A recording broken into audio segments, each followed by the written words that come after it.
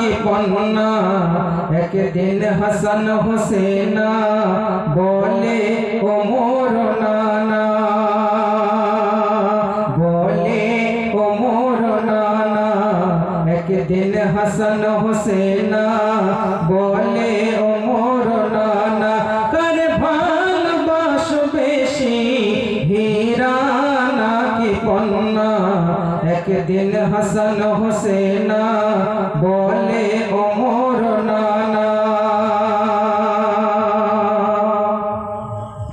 তারপরে কবি সুন্দর কথা শুনছেন, বলছেন শুনুন।